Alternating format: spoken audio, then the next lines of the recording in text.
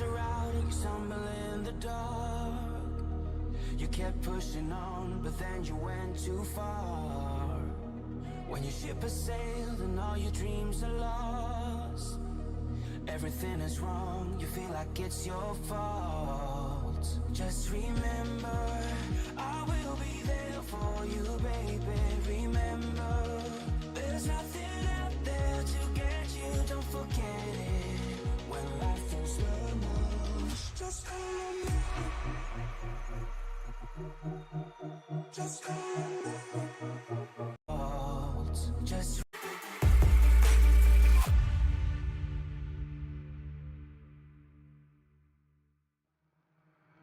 and the lights are out and you stumble in the dark.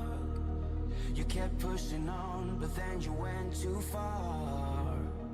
When your ship has sailed and all your dreams are lost, everything is wrong, you feel like it's your fault. Just remember, I will be there for you, baby. Remember, there's nothing out there to get you, don't forget it. When life feels slow-mo, just call on me. Just call on me. Just call on me.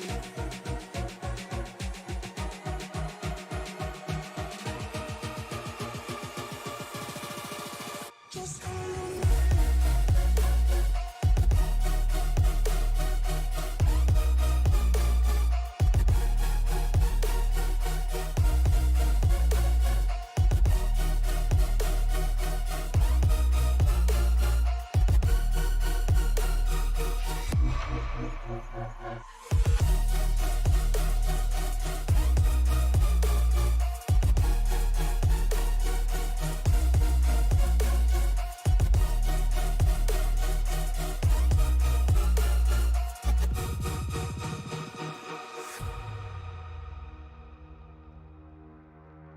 You're stronger now than you ever been. You gotta leave now, it's time to catch the wind.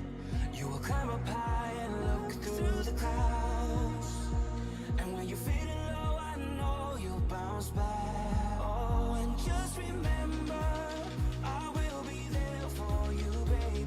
Remember, there's nothing out there to get you, don't forget it. When life throws lemons, just call on me.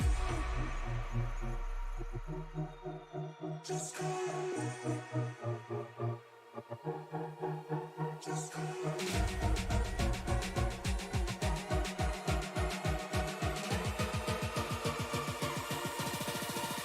Just call on me.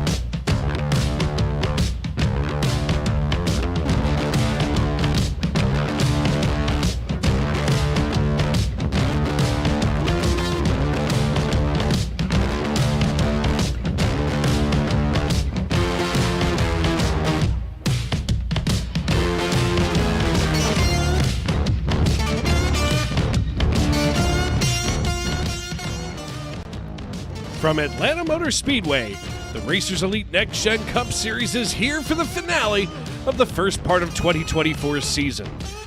Good evening, everyone, and welcome into the Tony Trapasso Memorial Broadcast booth. And as I just mentioned, it is championship night. Brandon Zimmerman with a slim 7-point lead over Brandon Honeycutt. Alex Teft, he's 9 points away from the lead. 15 points separate Kensley Smith and P4 up to our points leader, Brandon Zimmerman. And it all comes down to this.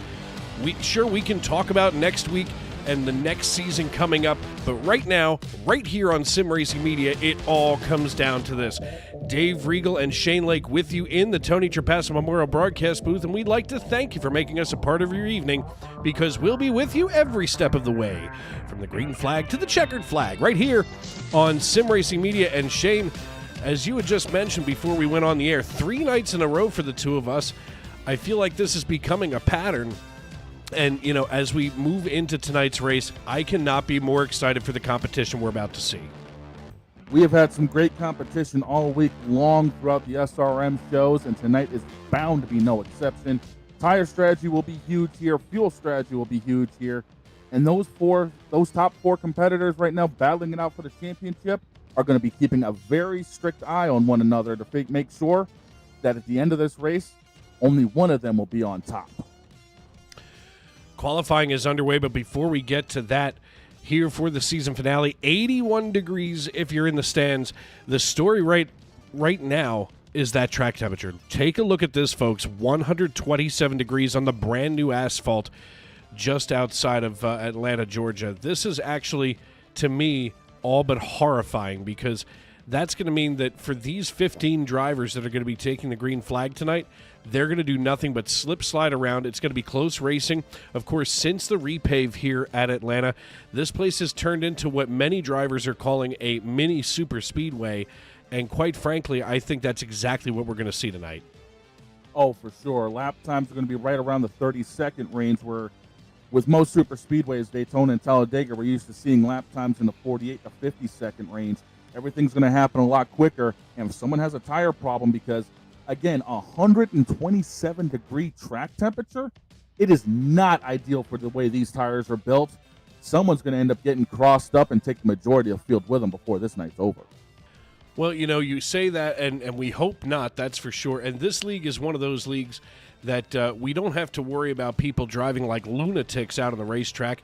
Speaking of which, one of those non-lunatic drivers happens to be the faster pastor out of Albemarle, North Carolina, Stoney Benfield, as he gets the 75 across the start-finish line and goes 4th fastest. Right now, of course, the work wife, Matt Metler, he sits on the inside here of row 2 for the time being, as Kirby Wainscott just went purple fastest here at 31.34 seconds. So, you know, I'm just saying it's going to be an interesting night, and for a driver like Metler, as he's now cooling himself down, you know, this is the kind of racetrack that he excels at. As we take a peek here at the 5 car of Jason Bottoms, we see him right now crossing the start-finish line. We saw Jason Bottoms, you know, last week have a really rough night.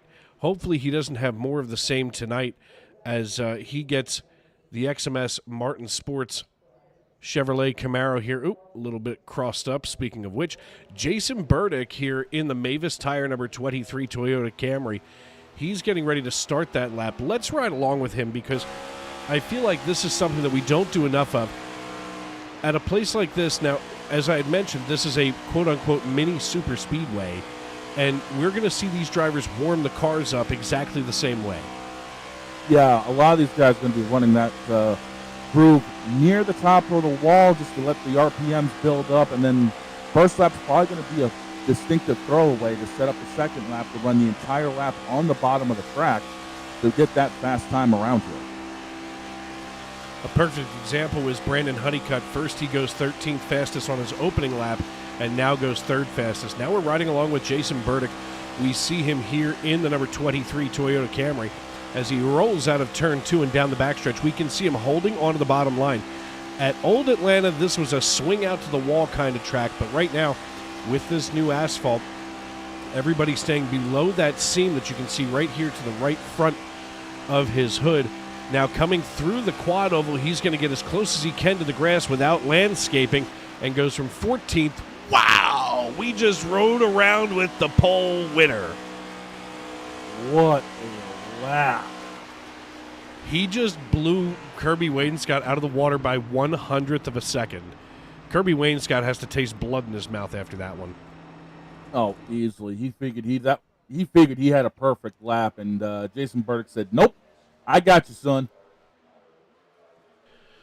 Brandon Honeycutt out of Elizabethton, Tennessee, just trying to get himself onto pit road. Pit road here has always been treacherous, and tonight is going to be no different for many of these drivers as Brandon gets the old Toyota Camry down here. This field has a really good mix of manufacturers. We'll talk about that later. But right now, 4 Toyota Camrys, looks like 6 Chevrolets, and then just 6 Fords. So, obviously the domestic brands are still outweighing the Japanese entries, but still, I mean, this is a nice mix of manufacturers, a nice mix of driver skill, and a nice mix of race car drivers themselves. Yeah, definitely. And no conspiracy theories here. Put away the tin foil, put away those antennas. It's all about driver skill here. So it'll be interesting to see who comes out on top after this 105-lap race. Yeah, and tonight, of course, we are in a fixed setup mode here. And one of the interesting things that you and I learned on Tuesday night during Tuesday Night NASCAR Truck Series action was that, the fixed setup after this latest iRacing update was actually faster than everything else. Now, of course, tonight here, everybody has the iRacing setup. That's what they use in this league.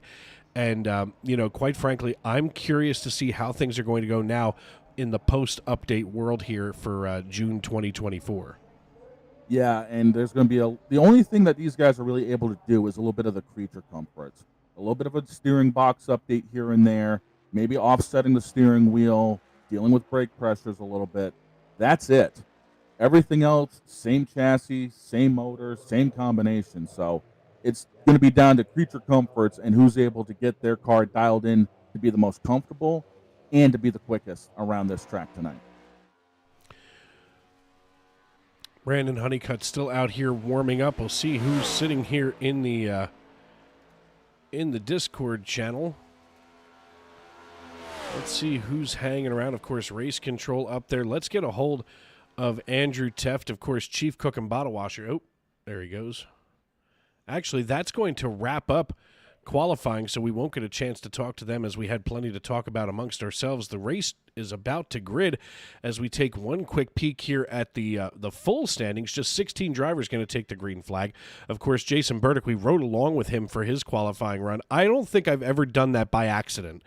Usually you can pick that fast driver, but I don't think I've ever accidentally just clicked in and said, hey, let's ride along with this guy and watched him go P1.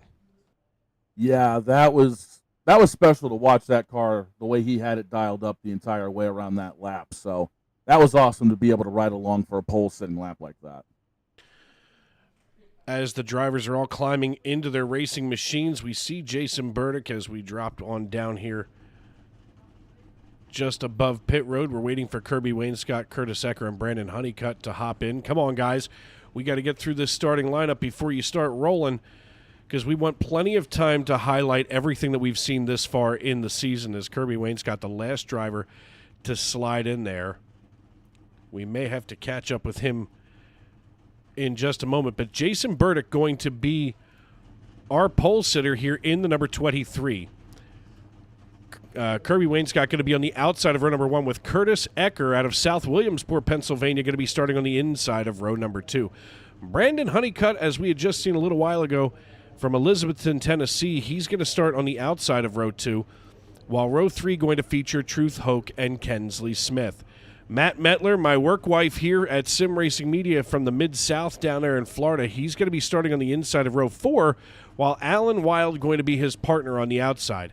The faster pastor of Stony Benfield starts in row number 5 alongside of Brandon Zimmerman from Gloucester, while Troy Thomas in the 88 Goodwrench Service Plus Chevrolet Camaro is going to be on the inside of row 6. Outside row 6 goes to Concord, North Carolina's Dakota Bly, while our very own, well, he's Alan, and we love him, from St. Louis, even though they drink really messed up beer down there.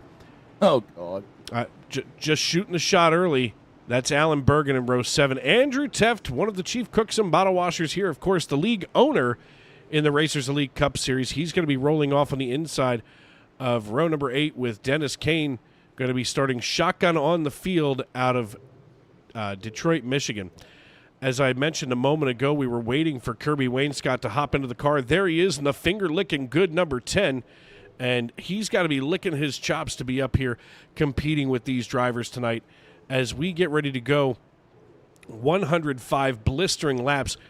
Jason Burdick with control of the field as we come into turns 3 and 4. I can't believe it. This is why I tell people you got to get in the car early. That way we can get through the starting lineup. Thank goodness the field wasn't much larger. As here we are in finale night for this season. The iRacing.com pace car leading us into turn 4. As the lights are off, so we will finally be going green flag racing to find out who our champion will be. And at this point, the only thing that's left to do is it's time to wipe the visor and adjust the 5-point harness. Grandma, grab a Coca-Cola because we're in Atlanta. Race fans, it's showtime!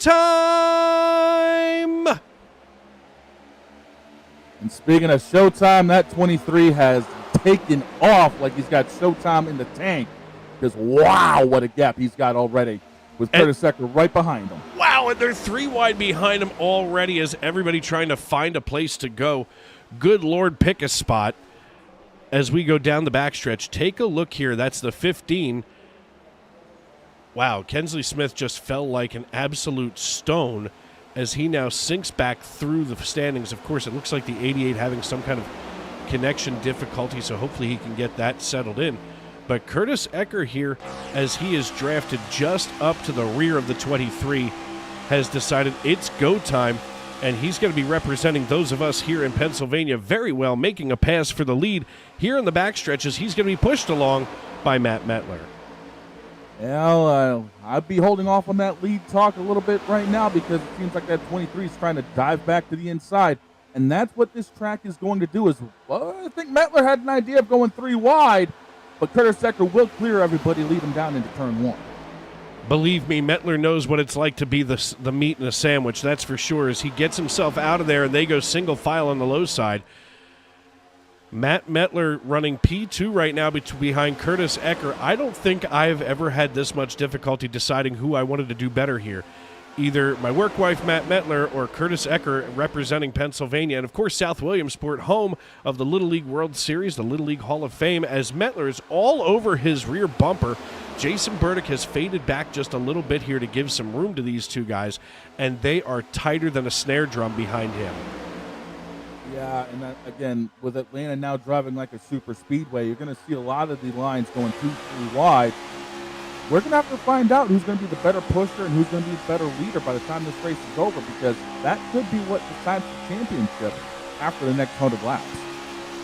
I just heard Brandon Honeycutt burp the throttle coming into turns 3 and 4. Now he's getting a bump draft into 1 from none other than Kensley Smith in the 15. All of a sudden, Kensley Smith, who melted back into 7th position, has decided he's found his drafting buddy. That's for sure. As Stoney Benfield runs P5. Now they go to the low side, and this is one of those moves that absolutely drives me nuts in draft racing like this, because I don't want to call it super speedway racing anymore. I think we need to begin the movement. This isn't super speedway racing. We certainly don't have plate racing anymore. This should just be known as draft racing. Yeah, because there's a lot of different tracks and a lot of different vehicle combinations.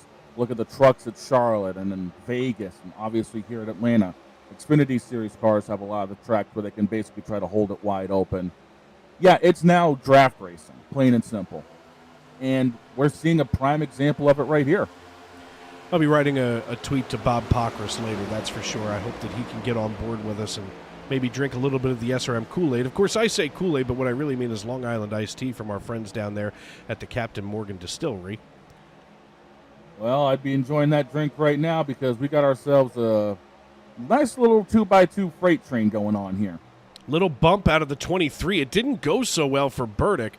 We're going to take a look at this because something very bad just happened to Jason Burdick. We're going to go on board with him here in the 23. He came up behind Metler, and here comes the bump. Oh, he rubbed the wall. Yeah, he did. The original camera angle didn't show that. Thank goodness that we have that ability, as now pole sitter Jason Burdick melts back to the rear. Side by side they go, the 19 and the 15, as we have a race leader named Matt Metler out of, well, originally Buffalo, New York. He can be the wingman any day. Whoa! As he's, all of a sudden, this just turned into a chopped salad. All of a sudden, Metler, the meat in the 3-wide sandwich. I told you he knows how to do it, but this is going to be difficult for him here on finale night as he is now fading back behind what's now Jason Bottoms, the 33 of Alan Wild. It looks like he's going to have to settle in behind the 65 of Brandon Zimmerman. Of course, you can see all of these playoff drivers that are contending for the championship tonight highlighted in that bluish-purplish color here on the left-hand side of your screen. So we encourage you to keep an eye on those drivers to see who it's going to be and who's got the best chance of bringing home the championship trophy for this season. And as I had mentioned, there's next to no break here in this season as we went right from last into this season, and we're going to do the same thing all over again. We'll talk about that in just a few moments as we pull up the schedule. There it is. Nope, that's not it. Where is the next season schedule?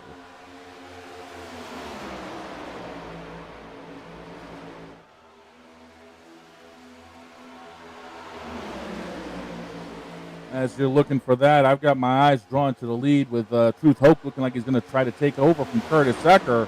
And he's got some help behind him with that faster passer, Stoney Benfield, in that 75 car. Benfield is one of those drivers that you do want around you. He is, first of all, incredibly skilled. People always wonder, is a pastor a real person? Heck yeah, he is, and he's out here right now running P2. It's always like, in MASH, it used to be, sorry, Father, during with Father Mulcahy. And Padre used to be like, oh, listen, everybody always says, sorry, Father. Nobody just says, oops, my bad, John. So, listen, they're normal people just like you and me, and this one just happens to be faster than us, that's for sure. Yeah, he's definitely somebody I wouldn't want to tangle with on the track, and I've been around 17 years. I definitely wouldn't want to cross hairs with him. The man is on the front lines of spiritual warfare every day, battling the forces of evil trying to get into our world. If you don't think that he can use Matt Metler to get up to the front of this racetrack, you are grossly misunderestimating this man. Oh, easily. And speaking of trying to get back up to the front, that 19 Curtis Ecker is trying to make some hay while the sun shines, but he's not getting too far. Jason Bottoms had that top line blocked off, and here we go, 2x2 again. On board with Curtis Ecker, he's just behind Jason Bottoms, and now this becomes the biggest question of all. Bottoms is obviously getting a good push here from Curtis Ecker as we get up through here.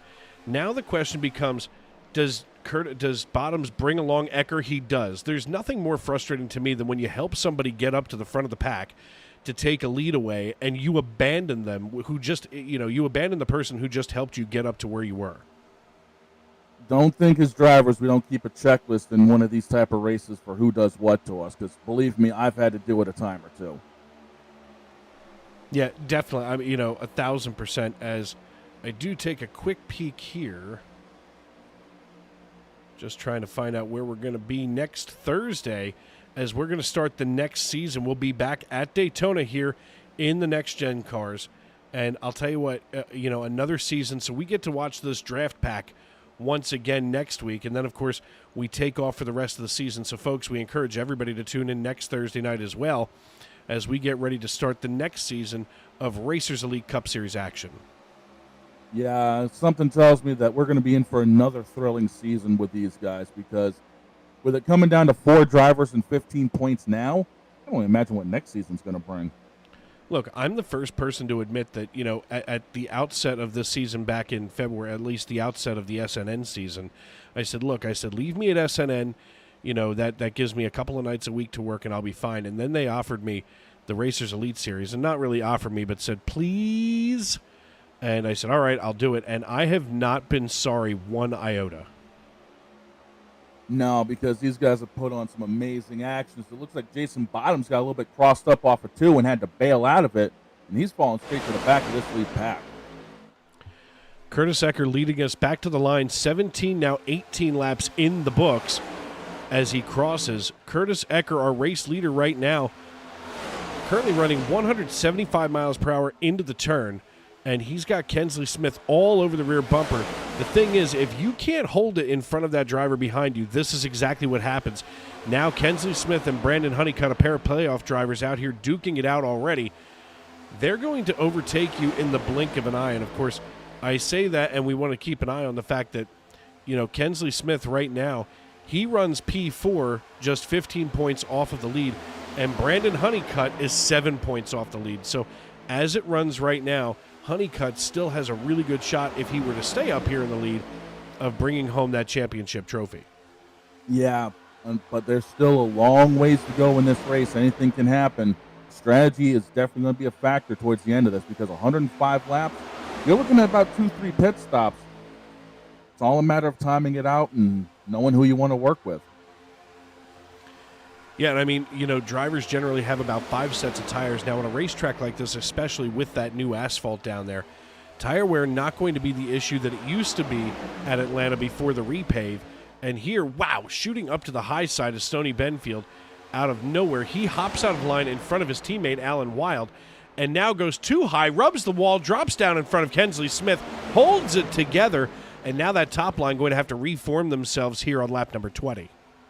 We just about had a big crash. I was watching that from a couple of different angles, and that 19 car all but broke its tail end in that fence.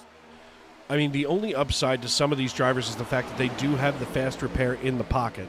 So, I mean, overall, you can sit there and be worried about, oh, God, do I, the last couple of nights, you and I were calling the SNN Family of Racing Series, and, of course, no fast repairs in that league. So drivers have to take a lot better care of their equipment. Here, if the unthinkable happens, they do have that little bit of a reset and kind of a mulligan at their strategy. Brandon Honeycutt leading the way in front of Brandon Zimmerman. So the two Bs up here in front with Alan Wild running in third position and Jason Bottoms in fourth. Speaking of Allen's, Alan Bergen, our very own, running way back here in 13th position behind the 88 of Troy Thomas and the 9 of Dakota Bly. So some kind of problem here with these three drivers is they're kind of all by their lonesome.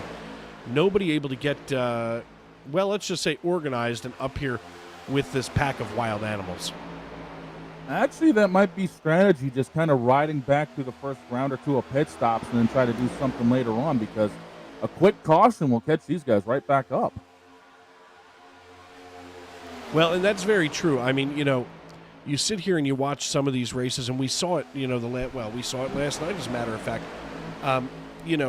where all of a sudden we went to NASCAR overtime, and at one point it looked like that race was in the bag, and it became hotly contested in those last 3 laps. Yeah, easily. And I wouldn't be surprised to see, again, something like that come down to it at the end of this race, because I've just got this strange feeling with this being championship week. Something weird is going to happen, and we're going to see another amazing Atlanta finish.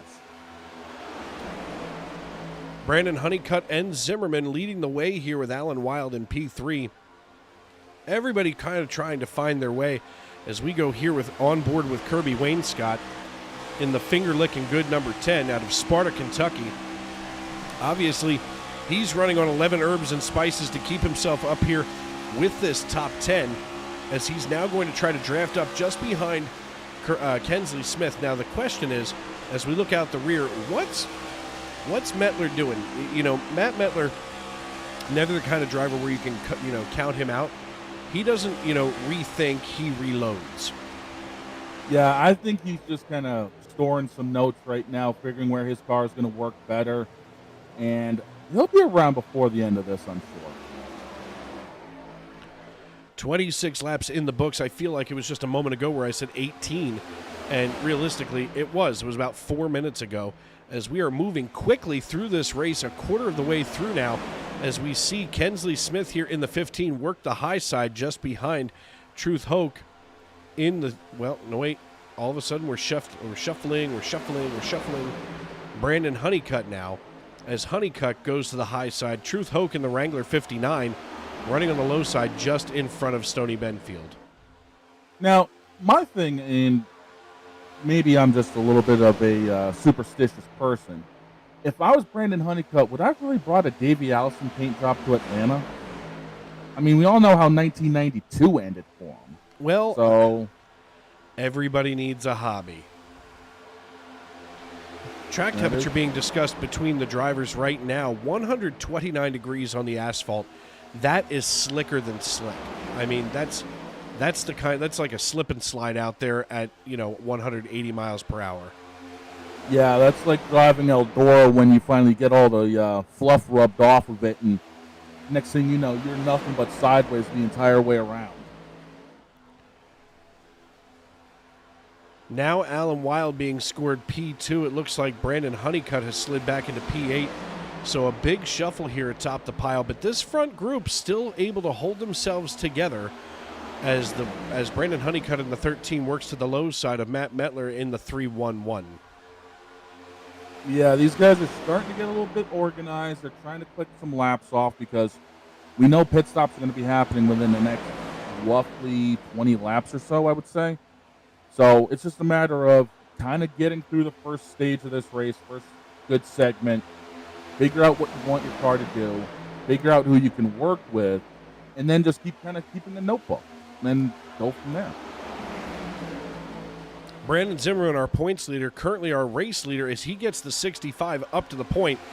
He's got Alan Wild in the 33 just behind him, but here's the thing, and here's what we're going to have to start to see.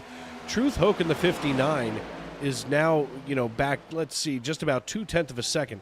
That's almost too far away for Alan Wild, because what's going to happen now is Truth Hoke is going to get a crazy run on the rear bumper of the 33, as now it almost looks like Stoney Benfield shuts the door on him being able to slingshot out to the high side.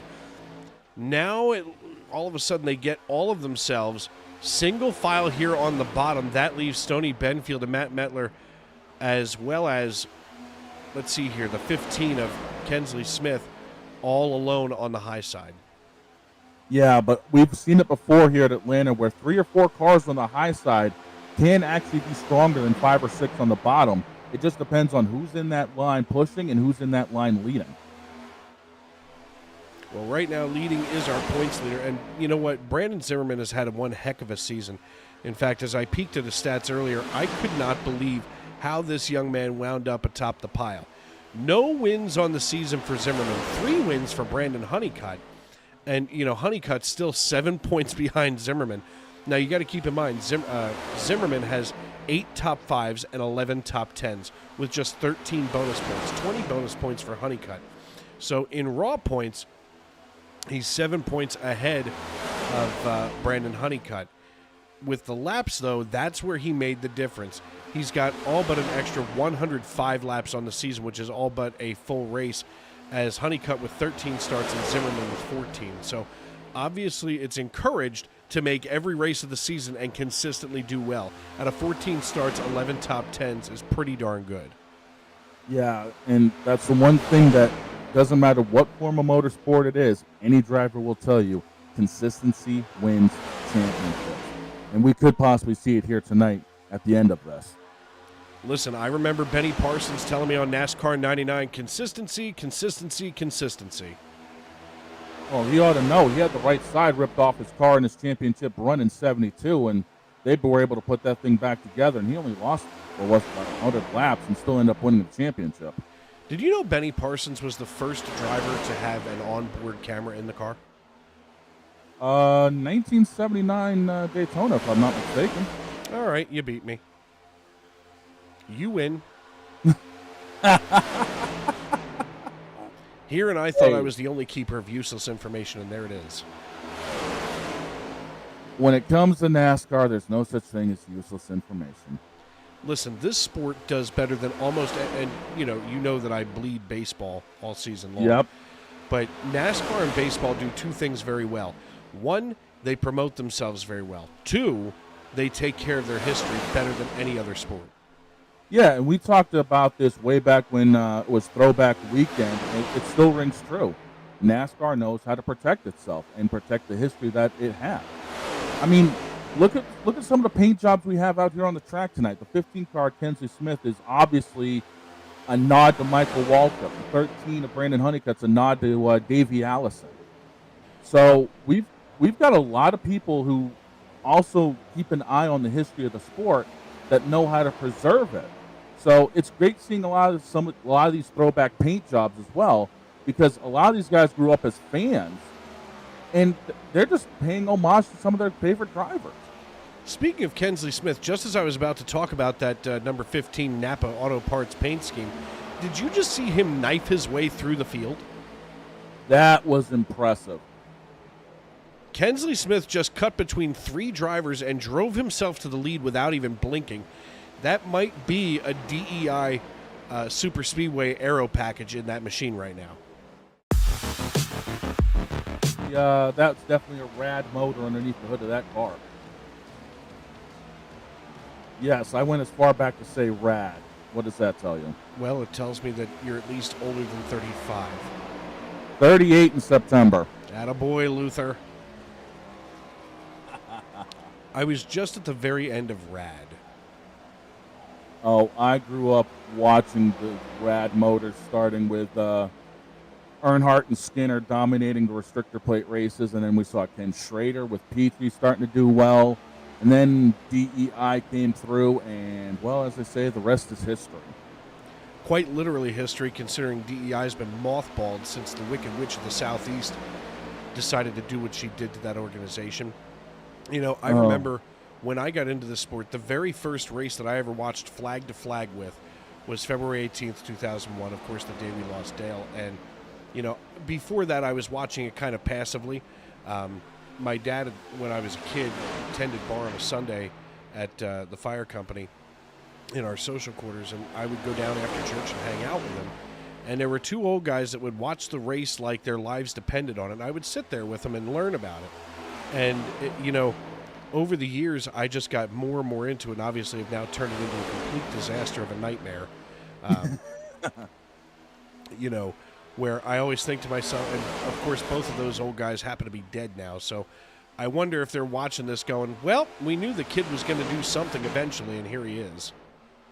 Well, I know how that goes because my dad is the reason I got into NASCAR. And the first race I remember watching myself, ironically, it was the Daytona 500, but it was back in 1990, back when they referred to the 3-car as basically Darth Vader at Daytona, because I don't know what RCR had underneath the hood of that car, but that was the year that Dale should have won everything under the sun at Daytona.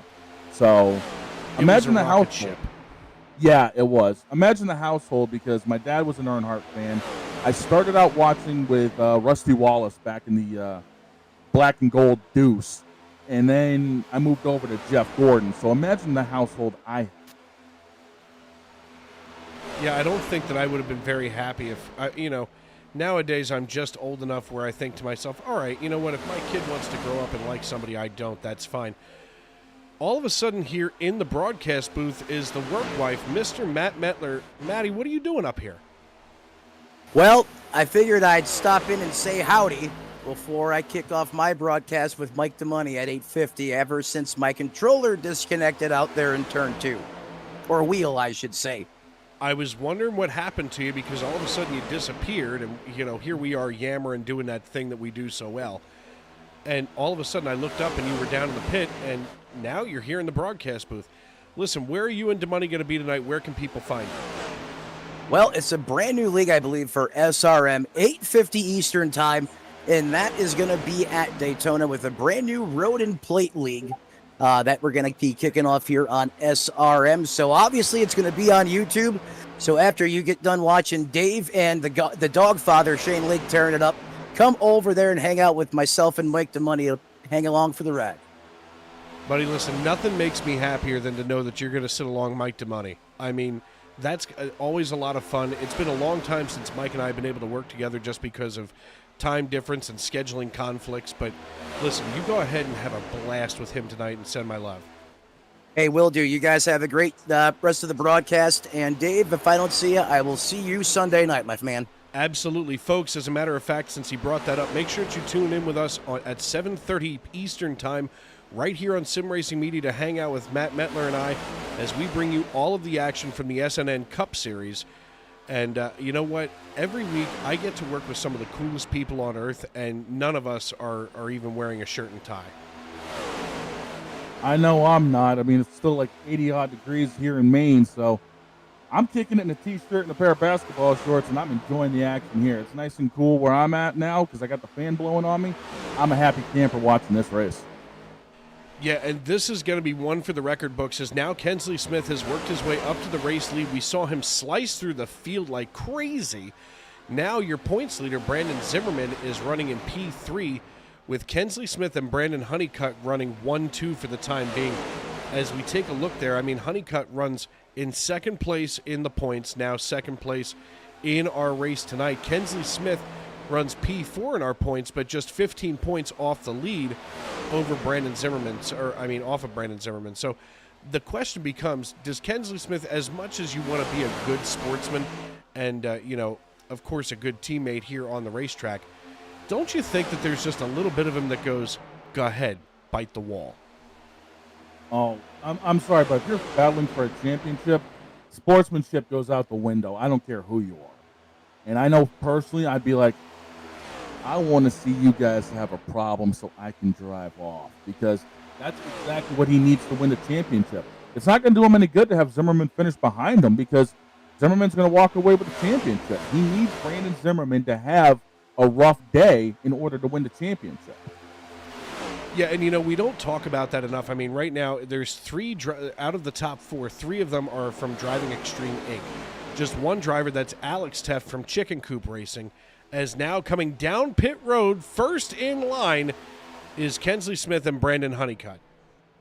Yeah, and Kensley Smith just about got clocked coming onto pit road, so a little bit of a late entrance, but thankfully everyone was heads up and avoided him. 33 is going to be coming down next. That's Alan Wild. As Kensley Smith pulls into the pit box, we're going to see the right side pop up.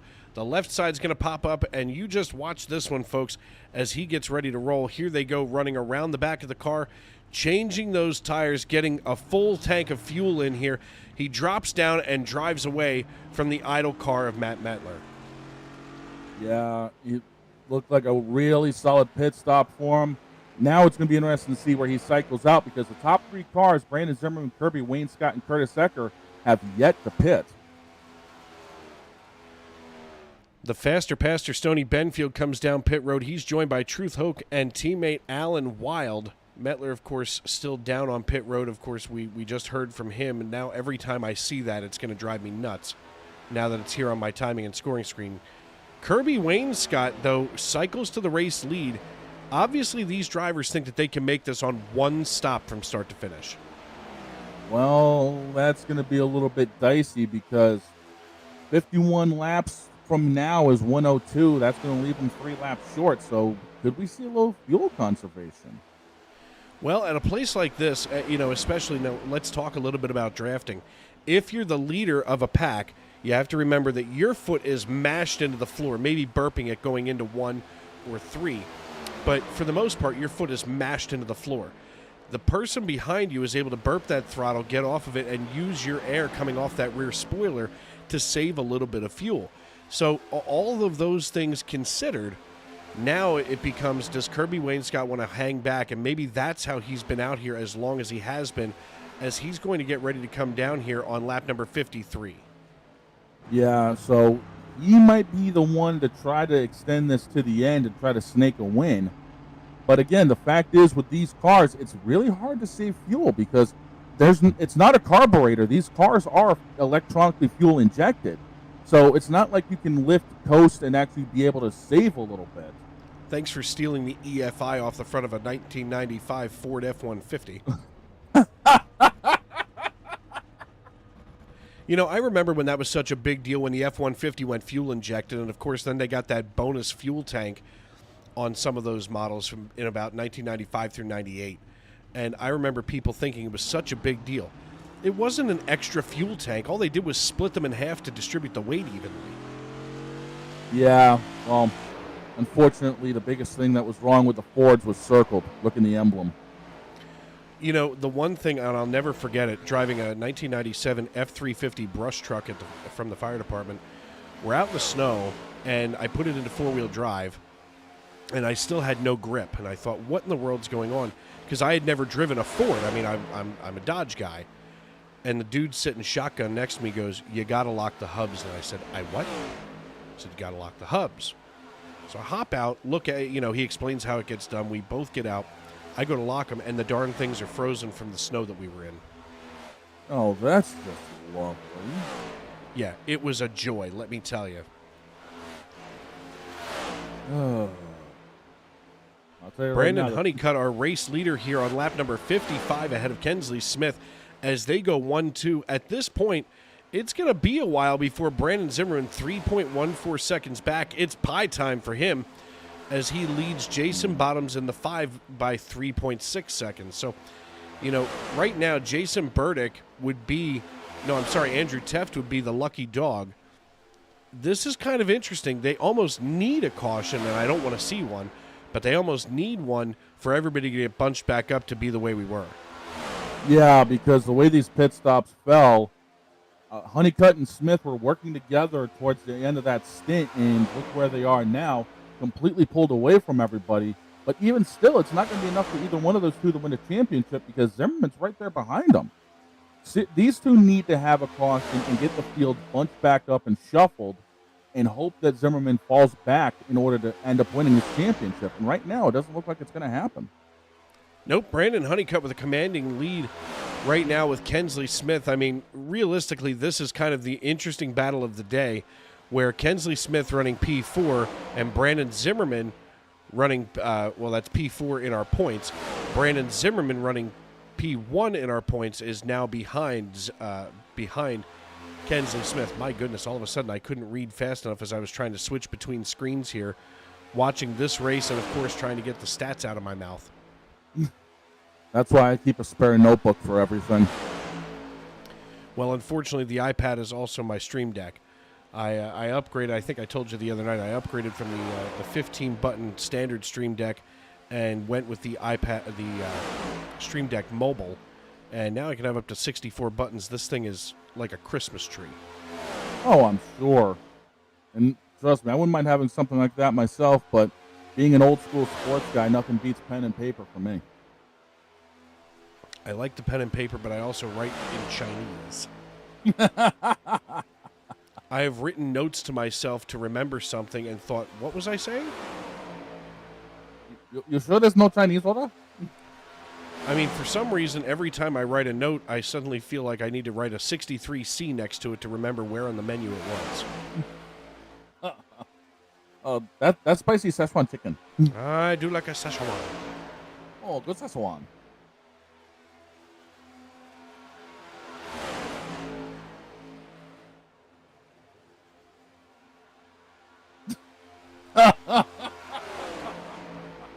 Brandon Honeycutt, our race leader here, just ahead of Kensley Smith by about 1/10 of a second.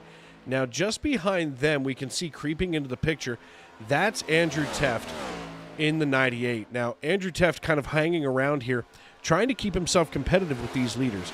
The interesting thing for him is he could theoretically get that lap back the old-fashioned way. The chances of it, though, are slim to none. Yeah, right now he's probably just letting these guys just go about their business. He's kind of falling off of them a little bit, but he's going to be able to still sniff that draft and try to stay up there with them in case something does come up. But I don't see him getting that lap back right now unless something big happens. But I also don't see him losing the lucky dog position because Dakota Bly is still a good ways ahead of these guys. So I don't think anything big is going to happen for him right now. No, for the time being, I think we're nice and safe here on lap number 62 of 105. It's finale night in the Racers Elite Next Gen Cup Series. And, I feel like I say this all the time. There are some leagues that we get to call, of course, like the SNN Family of Racing Series that run a full NASCAR season. And, I mean, for the Cup Series, that's like 39 weeks. Then, of course, we come to these other leagues that do things in a custom style. And I almost think that these are more exciting because it makes the regular season and the playoffs that much more compact. And it just does more to excite me, here in the broadcast booth. Sometimes you get into that mid-season lull in the SNN, group of races, and you're thinking, oh, my God, can we just get to the playoffs? And I can only imagine that that's the same feeling that they get at Fox and NBC, and Fox doesn't even get to touch that. So we get an experience that even, Fox doesn't because we get to see the beginning of the season and the playoffs. Yeah, exactly. And these leagues that run the shorter seasons, the one word I can think of off the top of my head to describe the the difference between it is intensity, because you go from what a 7 or 8 week regular season, if I can talk tonight, straight into 4 or 5 weeks for a postseason. The intensity level is always going to be ratcheted up. I mean, there's no fall off.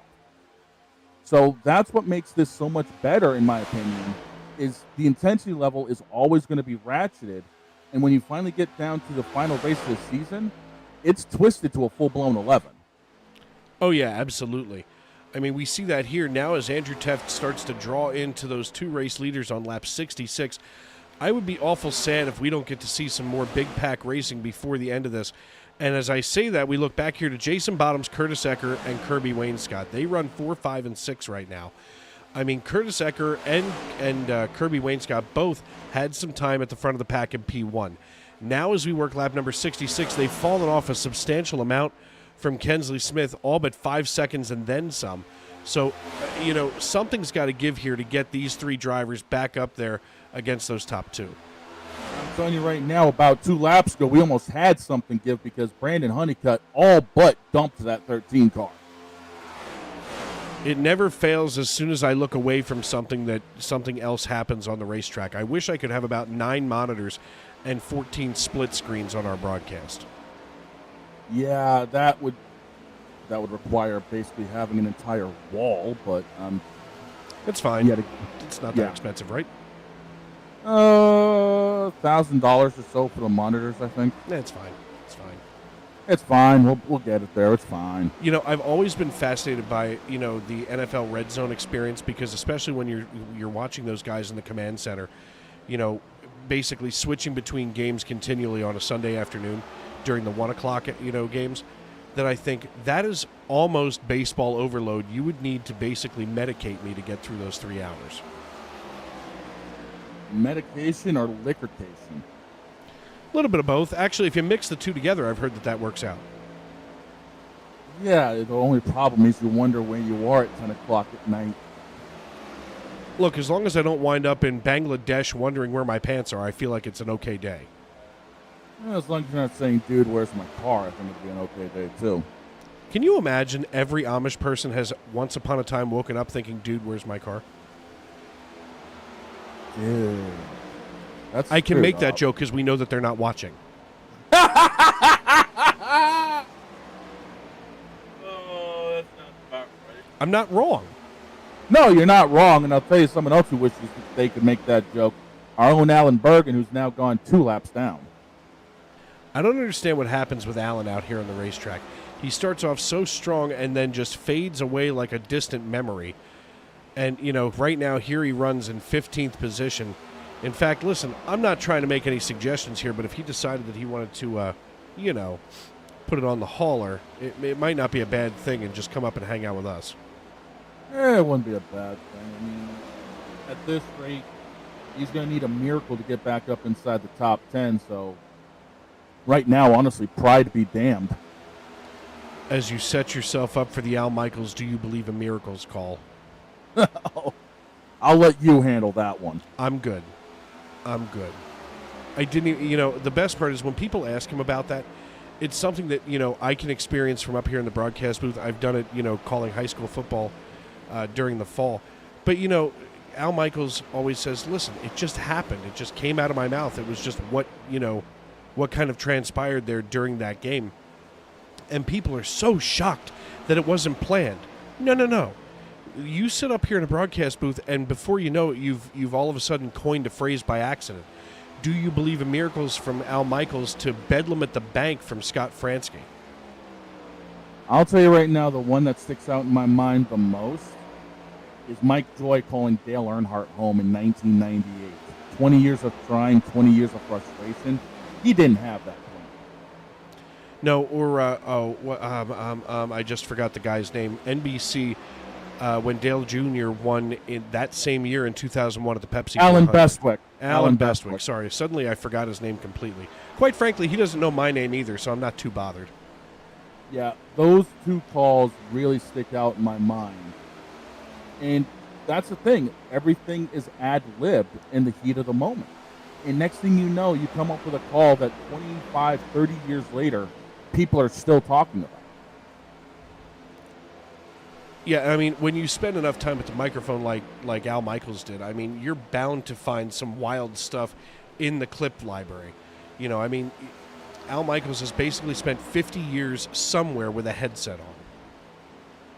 Yeah, and another Al Michaels call that comes to mind was, I think it was a Monday Night Football game with the Packers that ended in overtime with, who was that? Charles Woodson, I think it was, getting a catch from Brett Favre. They thought it was dropped. He pinned it up against his tail end, picked the ball up basically off his butt, and ran it into the end zone. And all Al Michaels could say is, "Are you kidding me?" Yeah, just like double doink from Chris Collinsworth. It happens. All of a sudden, double doink, you know, can reach its way into the lexicon of the English language. And has so many meanings for life that's not even remotely close to funny, and somehow it'll be used. Checking in back here on the action, Brandon Honeycutt leads Kensley Smith on lap number 76. 30 to go here in this season as we're at finale night at Atlanta Motor Speedway. Dave Regal and Shane Lake with you here in the Tony Trapasso Memorial Broadcast booth. We want to thank everybody for tuning in, of course, all season long here on Sim Racing Media as we take a look here in the YouTube.com live chat. As it looks like Jonathan Leach saying he should have been in this gaggle. Yeah, maybe you should have, but I know Jonathan Leach had some other obligations to tend to this evening. Family night. You got to respect it. And Jason Bottom's mom is here saying that Jason has been calling this track Atlanta Dega since the repave. And you know what? He's not wrong. He's not wrong. I mean, again, it's 20 seconds differential lap time between Atlanta and Talladega. He's not wrong. No, I'm a fan. I'm an absolute fan. And maybe it's because I'm a super speedway nerd and, you know, considering the fact that I grew up a Dale Earnhardt Jr. fan. I mean, in my childhood and in my young fan life, every time we went to Talladega or Daytona back in the day, I knew that Dale Earnhardt Jr. had a reasonable chance of doing well. And it was easily that motor package, as we were talking about earlier, that rad motor package that DEI, Petrie, and RCR had. Look at the cars that ran up front every time at the end of the races. It was one of those three teams. Yeah, even if you were a nobody like Steve Park, just saying. Or Jeff Green. Jeff Green. Look at him out there in the 30 making it happen. I say that somewhat in jest because I've actually raced with Jeff Green on iRacing a bunch of times. And I'll admit he's handed me my tail end a few of them. Do you know why that is? Because he was the 2000 Busch Series champion and drove for guys such as Dale Earnhardt, Richard Childress, and Richard Petty. Yep, and you're Shane Lake. Exactly. I will say I have some of those races up on my YouTube, and I still cherish watching those because, hey, childhood memories of watching Jeff in the Nesquik car, and I even turned laps against Bobby Labonte at one point, so it was a thrill for me. Man, my friend's mom had a thing for Bobby Labonte like nobody's business. That woman even gave, it didn't matter that interstate batteries kind of suck. She was still out there buying the green battery. Oh, that's commitment right there. Look, I mean, I understand brand loyalty 1,000%. When Dale Earnhardt Jr. started putting, you know, Diet Mountain Dew on the front of his car, all of a sudden I was sucking that stuff down through an IV in my arm. Oh, I hear you on that one. 82 laps in the books here. Brandon Honeycutt leads Kensley Smith, and Kensley Smith absolutely content. And this is the scary thing. We now know that Kensley Smith can just hang out here, save a little bit of fuel, hang out behind Brandon Honeycutt as they run 1 and 2 here, separated by just a tenth of a second. You know, the 98 of Andrew Teft, he hangs out just behind Kensley Smith as we see Jason Bottoms being passed with some relative ease here on the backstretch as he is way off the pace. He's coming off a pit road. Oh, he just came down. I see that. That's interesting. Yeah, he came down to, I think, get the last set of tires and tank up for the rest of the race. So there may be a little bit of catbird seat watching now. Well, he sits 2 laps down, and most of the field is at least 1 lap down from 8th back to 13th. 7 cars on the lead lap, anchored by Dakota Bly right now, as Bly about 22 seconds behind the leaders, which puts him a net of 8 seconds in front of the leaders. Yeah, so, I mean, I'm just waiting to see who else out of this top 7 is going to blink, because I'm not sure everyone else can make it on fuel, so we'll just have to wait and see who's going to be the next one to blink, because something tells me Jason Bottoms could end up cycling up a little bit further to the front. Jason Bottoms has a chance to do that. The question becomes, is this really where we're at here as we pull up the pit strategy here in the middle of our screen? Everybody with about 36 to, well, between 33 and 36 laps on those tires, 31 for Wayne Scott. But Burdick is down there right now in 9th position with 44 laps on those tires. Now, of course, we're kind of focused on this top 7 here, which is separated from 31 to 37 laps on the tires. That's also 31 to 37 laps on the fuel tank, and that's what we're going to have to start keeping an eye on. Yeah, and I'm focusing right now with the top 2 cars on Honeycutt and Kensley Smith, and Honeycutt's car is starting to get a little bit more upset coming off the corner, so I wouldn't be surprised if these guys start coming down pit road before much longer. As a matter of fact, I'm picking 127 degrees on the asphalt at this point with 19 laps to go in the season. The question becomes, who's going to blink, or do they blink at all? Brandon Honeycutt, Kensley Smith, Brandon Zimmerman, all 3 of these playoff drivers lead the field. The faster passer, Stoney Benfield, the first non-playoff driver in line. Now, Stoney last came down on lap number 50. Does he have enough to make that a 55-lap run? Sure he does. Does he have it? Does Honeycutt, Smith, and Zimmerman have it? We're not sure, because now Honeycutt and Smith came in on 48 and 49, Zimmerman on 51. So this could be a Zimmerman, Benfield, Ecker podium before it's all said and done if Honeycutt and Smith don't have enough fuel. Well, I'm telling you right now, we're starting to see more guys come in. Jason Burdick and Troy Thomas have made their way in. So hasn't Dennis Kane, and Dakota Bly just came down pit road as well.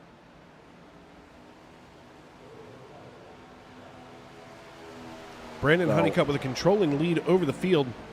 Kirby Wainscott now the last driver on the lead lap as he goes here in P6 in the number 10 finger-licking good Chevrolet Camaro. He's drafted up single file just behind Curtis Ecker. All of a sudden, we've got some interesting action here in that mid-4 section of the race pack. As, Zimmerman running in the 65, we can see him way up here all by his lonesome. But Stoney Benfield trying to get something started here with Curtis Ecker and Kirby Wainscott running single file behind him. Yeah, something tells me those 3 guys will chase Zimmerman down here in the next handful of laps, and then we're going to start seeing a little bit more pack racing out of those 4 cars. And the thing is, Ecker knows that he has to be square with Stoney Benfield as we go on board with Ecker from South Williamsport. He's basically going to stay in his line. He's not going to get enough of a draft off of Benfield because Benfield winds up drifting just a little tight here in 1 and 2. Down the back chute they go. Loose out of 2 is Ecker as we come into 3 and 4, but they are slowly but surely closing in on Zimmerman ahead of them. Yeah, and like I said, with the way these tires are now and this track temp still hanging around 127 degrees, cars are starting to get a little bit more upset, and before you know it, we're going to see a lot more guys coming down pit road because these tires are going to be gone before long. I thought I had just heard an engine burp, but maybe not, as, of course, now it's a little late to try to listen to that again. As Brandon Honeycutt holds off Kensley Smith by just over 1/10 of a second, and, of course, not to beat a dead horse, but this is definitely the storyline of the night. Brandon Honeycutt is second in points, now leads the race. Kensley Smith, running P2 is P4 in our points. Then, of course, Zimmerman, our points leader, runs third on the racetrack and P1 in our points. It's one of those times where I wish we had that magic calculator like Fox does or like NBC does to see what would happen if the checkered flag flew right now. If my math serves me correctly, Zimmerman would still walk away with the championship right now. Did you say if your meth? No, it's my math. serves me Math. right. Sorry. For those of us in Get southeastern the calling Pennsylvania. cards out your ears, son. Well, some of us in southeastern Pennsylvania heard meth. That's all. Well, you know what they say about people down there. I do. I'm one of them. Not on the meth, though. Not on the meth.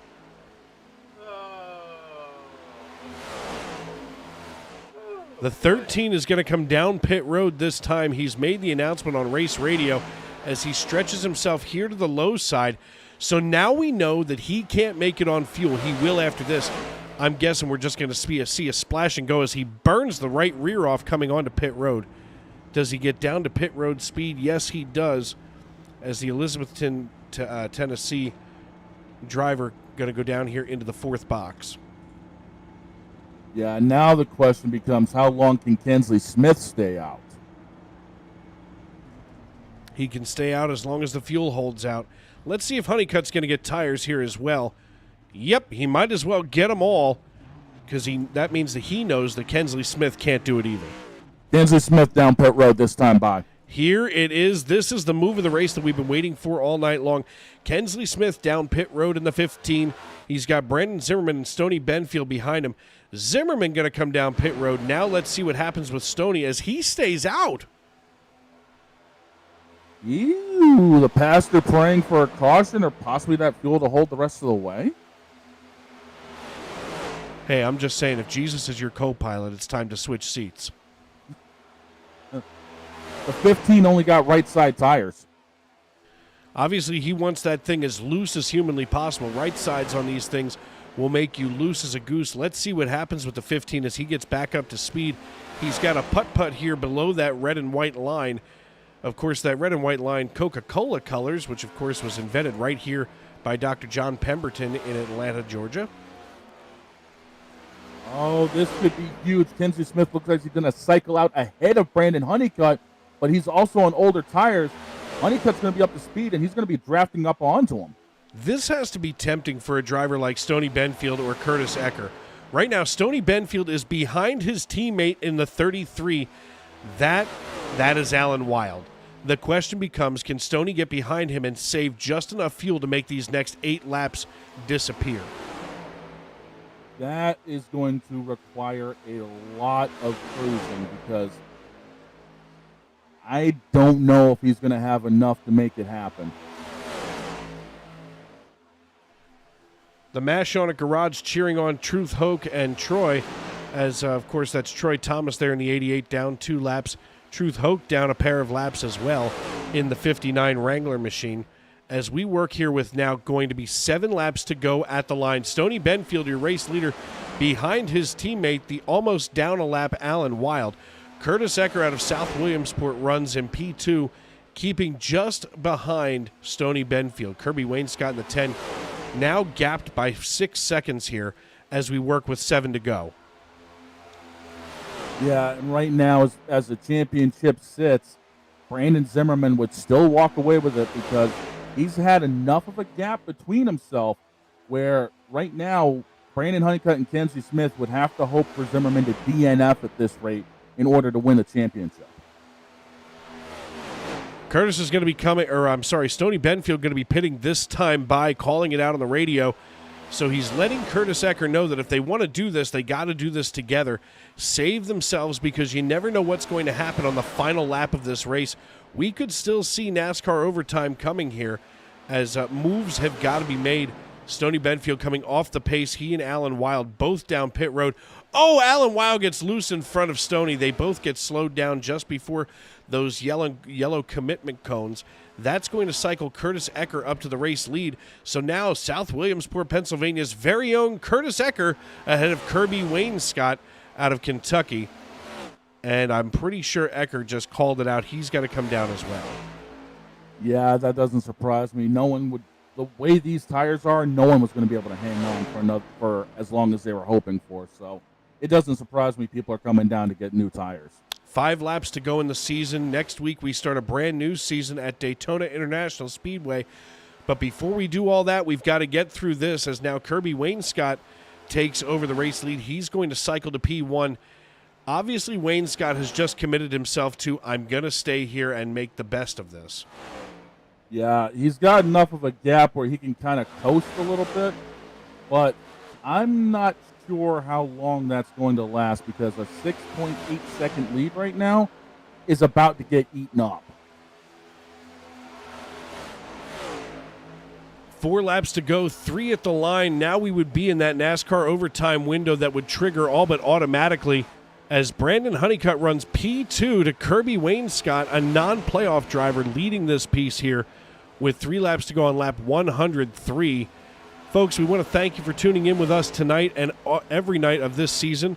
Dave Regal and Shane Lake with you. I believe, Shane, you may be with me full-time if Daniel Paulus doesn't come back for next season, as his work schedule has had him called away on assignment. And I want to thank everybody for tuning in as Kirby Wayne Scott comes through the quad oval. The popsicle sticks are in the air. We're 2 laps to go. And he has still managed to put a 5-second lead down, but Brandon Honeycutt and Kenzie Smith have been trimming it exponentially as we're coming around through 1 and 2, watching Kirby Wayne Scott retain his lead. It is now down to 4 seconds and shrinking quick. Kirby Wayne Scott in the finger-licking good Chevrolet Camaro rolls just behind the 88 now of Troy Thomas. The popsicle sticks are getting ready to go down. The white flag is in the air, and we're racing back to checkers. And Kirby Wayne Scott's lead is now trimmed down to 2.8 seconds. So Honeycutt and Smith are cruising in quick. I don't know if they're going to have enough time to get to him. I think he's got this one. I don't think Brandon Honeycutt can get to him. Let's take a look here out the rear. There's nobody back there as he comes into turn number 3. Kirby Wayne Scott in our finale race at Atlanta Motor Speedway has come from P2 and now up here leading the race out of turn 4 into the quad oval. Kirby Wayne Scott finger-licking good winning here in the Atlanta finale of the Racers Elite Next-Gen Cup Series. What a performance by Wayne Scott. As we're waiting on the rest of the field to cycle through, I believe Brandon Zimmerman's getting ready to cross the line here shortly. I believe Zimmerman's going to be the champion this season. Waiting to hear from, of course, Race Control to find out who our champion's going to be. Of course, like I said, I can't update the points fast enough with this software. But Kirby Wayne Scott picks up the checkered flag here. He's congratulated by Kensley Smith on the rear bumper. Brandon Honeycutt finishes P2 in the race as Kensley Smith finishes P3. Brandon Zimmerman, Curtis Ecker, they hold down the rest of the top 5, while Stoney Benfield, Dakota Bly, Jason Bottoms, Andrew Teft, and Alan Wild make up your top 10. Kirby Wayne Scott getting ready to burn it down here at the start-finish line. He's going to have all kinds of momentum going into the next season at Daytona. Yeah, and speaking of Honeycutt and Kensley Smith, separated by 0.02 of a second at the start-finish line, so those two had a nice battle coming to the line. Going to try to get a hold of Kirby Wayne Scott here in just a moment as we've got to search for him.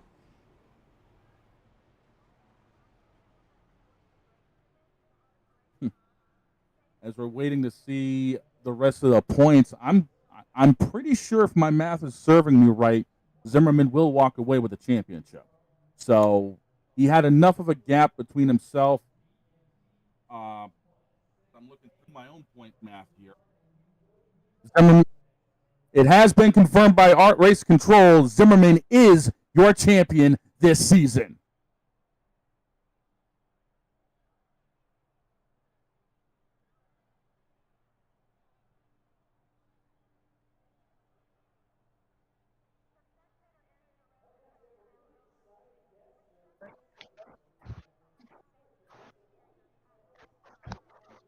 Yes, sir. I got you, man.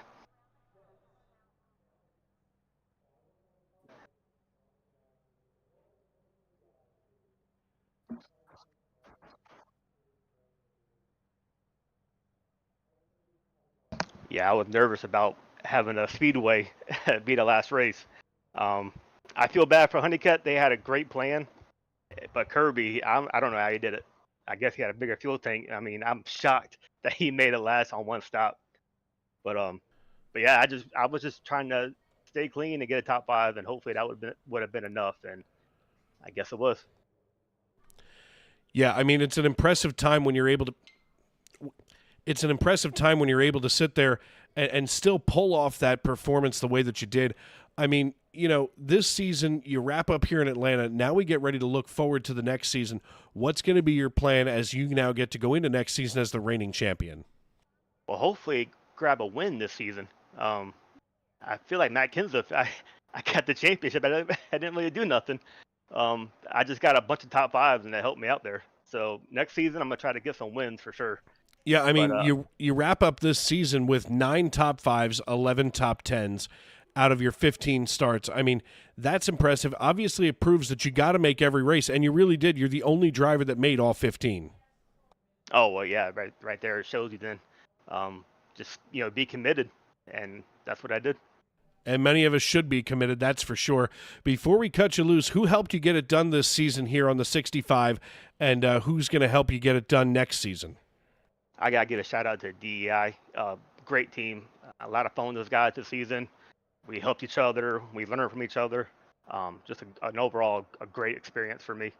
Shout out to you guys putting us on all season, and Andrew Racing Elite. It's a very fun league, and I'm excited for next week, man.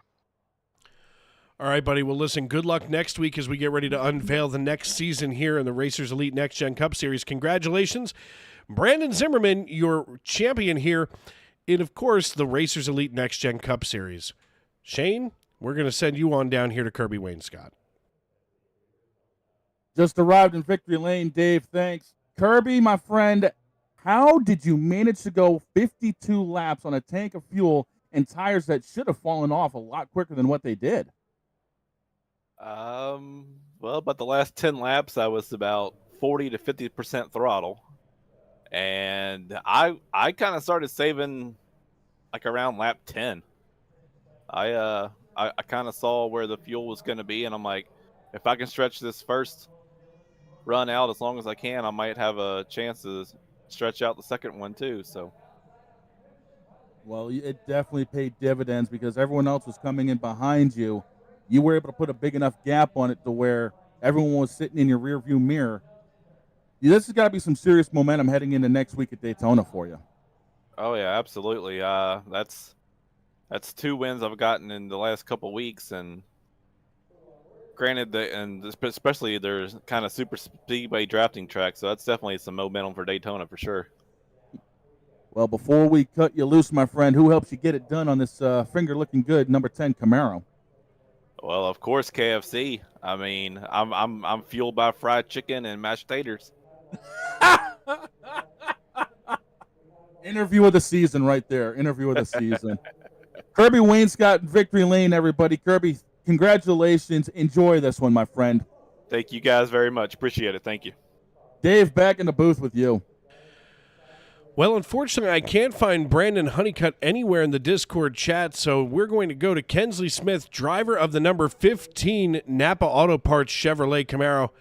Hey, Kensley, it's Dave up in the booth. You got me. How's it going?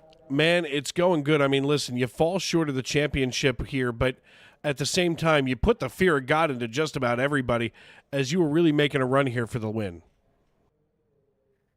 Yeah, I figured this was last race of the season, and try to take it out with a bang. So didn't quite happen. Me and Honeycutt were out there by ourselves for a long time, hoping Kirby wasn't going to be able to make it, but he ended up making it, and it was a good run by Kirby. Yeah, I mean, Kirby went out there and just lit everything on fire. And, I mean, he basically had to be out there with nerves of steel thinking, do I have enough fuel to get here to the end? He rolled and, decided to roll, without crapping out, that's for sure. Now, of course, you finished P3 on the season now. Actually, I misspoke a little bit earlier, but Brandon Zimmerman was not the only one to finish all 15 races. You did the same here as well as a couple of drivers in this league. As we get ready to look forward to Daytona next week and a new season, what's going to be the strategy moving in to that next season now that you have, you've come this close and now you want the cigar? I'll actually be taking next season off, so I won't be here next season. Forgot about that for a second. So I kind of just wanted to go out with a bang this last race. just taking a season off for family time, stuff like that. Hey, I get it, man. It's summertime. Another 15-week season is a big commitment, that's for sure.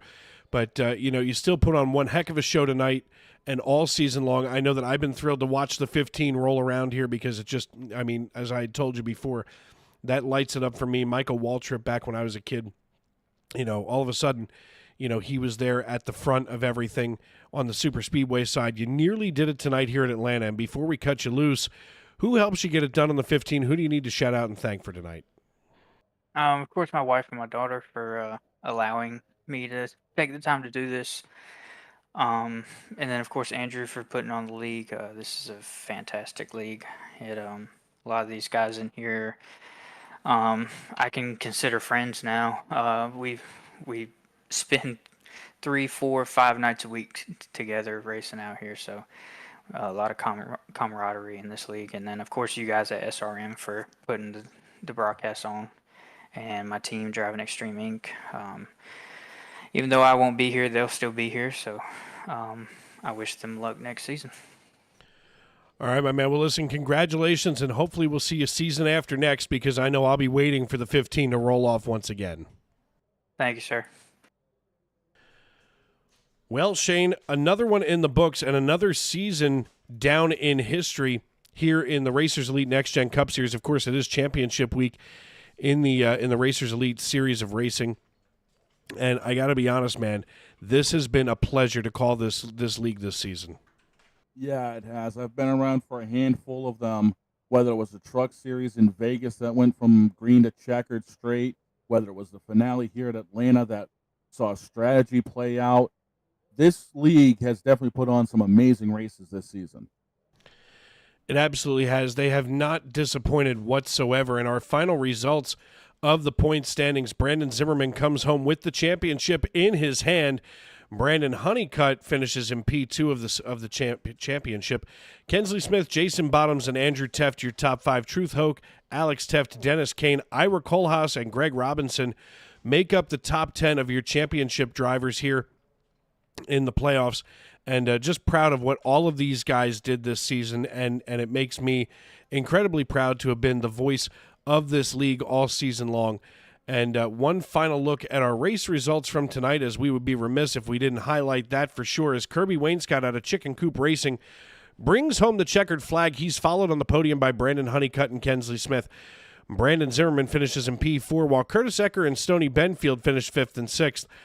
Dakota Bly and Jason Bottoms, Andrew Teft, and Alan Wild make up your top 10, while Truth Hoke, Jason Burdick, Dennis Kane, Troy Thomas, Alan Bergen, and Matt Metler make up the rest of the 16-driver field that took the green flag tonight on championship night at Atlanta Motor Speedway. So for myself, Dave Regal, my broadcast partner extraordinaire, Mr. Shane Lake, and everybody here at Sim Racing Media, we want to thank you for making us a part of your evening for these last 15 weeks. We know that we expect to see you next season. Of course, going to be starting next Thursday night here in the Cup Series at Daytona International Speedway. You can tune in, of course, with myself and Matt Metler, the driver of the number 311, on Sunday night at 7:30 Eastern Time for the SNN Cup Series.